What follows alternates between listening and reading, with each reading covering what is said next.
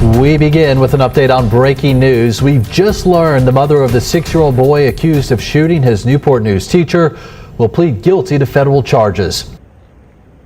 In my opinion, this needs to happen every single time.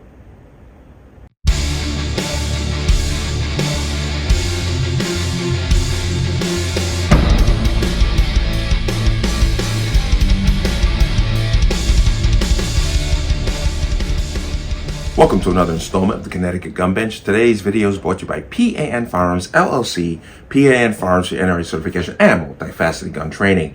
You can reach us at 203-300-6343 or use our website at www.panfirearmsllc.com. As always, there'll be a link in the description box below. And if you like channel-like content, what I do here, you can support me with the link. Everything is appreciated. PSA for my Connecticut residents.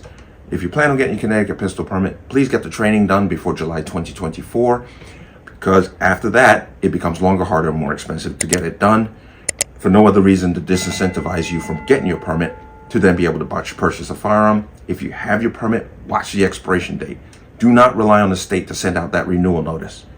If you've let it expire, you're going to have to do the new training requirements after July. Once again, word of mouth, get it out to people, okay? But let's talk about this. Now, I did this story last year, I believe, where a 6-year-old brought a gun to school and shot his teacher. Yeah, I was kind of stunned to read the headline. But what has happened now is the mother of the boy has been charged with child neglect and has been sentenced to 2 years in prison. You saw a little bit of video. I'm going to go ahead and give you some more context. So let's go ahead and watch this. We begin with an update on breaking news. We've just learned the mother of the 6-year-old boy accused of shooting his Newport News teacher will plead guilty to federal charges. That's according to Deja Taylor's attorney, James Ellison. Taylor faces federal gun and drug charges. She's already charged in Newport News after police say her son took her gun to Rich Neck Elementary School back in January. Sarah Hammond joins us in the studio. And Sarah, what can you tell us about this? Well, like you said, Deja Taylor is now facing federal gun and drug charges, and according to her attorney, she plans to plead guilty. Newport News police previously said Taylor legally purchased the 9mm handgun her son used to shoot his first-grade teacher, but a newly filed federal complaint now says Taylor lied on her application to purchase and possess the gun. New documents from federal prosecutors accuse Taylor of unlawfully using marijuana while in possession of a gun and making a false statement during the purchase of a firearm. Prosecutors say Taylor made a false claim when buying her gun in 2022. Documents say she told workers of the gun store that she did not use drugs, but federal prosecutors say she was, quote, in fact, an unlawful user of marijuana. Marijuana is legal in Virginia, but not federally. When you buy a gun, you're required to answer if you use or are addicted to controlled substances, which includes marijuana, on the required documents. In a statement, Taylor's attorney James Ellison said by pleading guilty, it eliminates the need for the government to take the case to a grand jury. Ellison goes on to say they think the terms of their agreement with federal authorities are fair, and those terms will be disclosed when they enter the plea in the next couple of weeks. Back to you. All right, Sarah, thank you. And the 25-year-old is already criminally indicted on a charge of felony child neglect and a misdemeanor charge of endangering a child by reckless storage of a firearm. Heard that and you saw that. How do I feel about that? I personally think it's absolutely this needs to be done.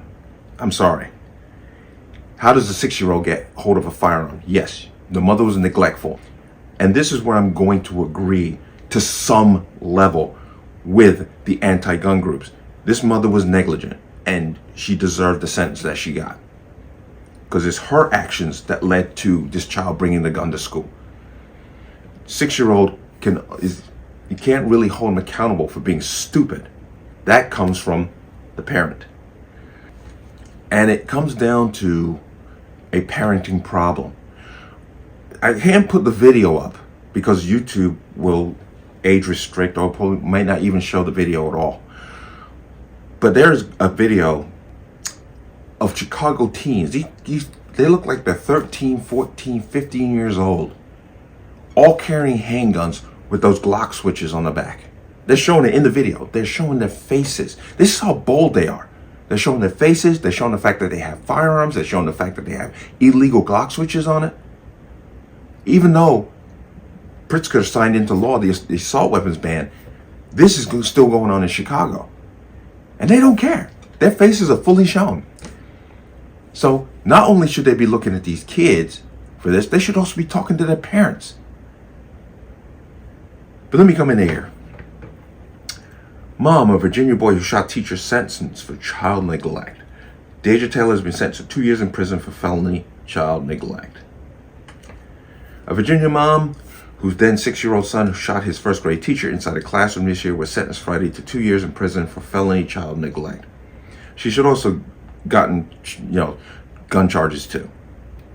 It should have been, she somehow, this boy got access to her firearm. There should have been some gun charges there. Deja Taylor's son, who has not been identified, as shot school teacher Abigail Werner on January 6th at Richneck Elementary in Newport News, Virginia, with Taylor's handgun, authorities said. During a Friday afternoon court hearing, Circuit Judge Christopher Papile ruled Taylor should serve 2 years in prison. But she was charged with felony child neglect in April and pled guilty in August.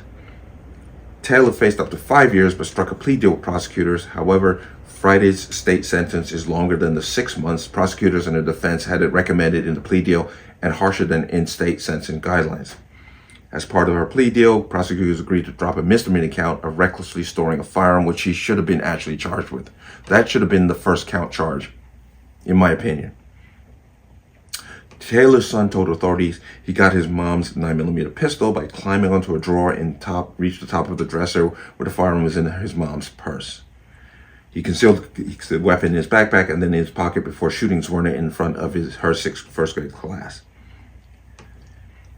Taylor initially told investigators she had secured her gun with a trigger lock, but investigators said they never found one. Her sentencing Friday comes a month after Taylor was sentenced to 21 months in federal prison for using marijuana while owning a firearm. And her attorneys they try to argue mitigating circumstances, postpartum depression, and her schizophrenia disorder diagnosis. Then why does she have a gun? Okay. Schizoaffective disorder. Okay, but one of her attorneys read a statement in which she said she would be remorseful for the rest of my life. Now, I already did a story on what happened in the classroom, but let's come out of that. In my opinion, this should happen each and every time. I'm not for the government, like Connecticut has Ethan's law. I'm not for the government policing the people. I think the people are responsible enough.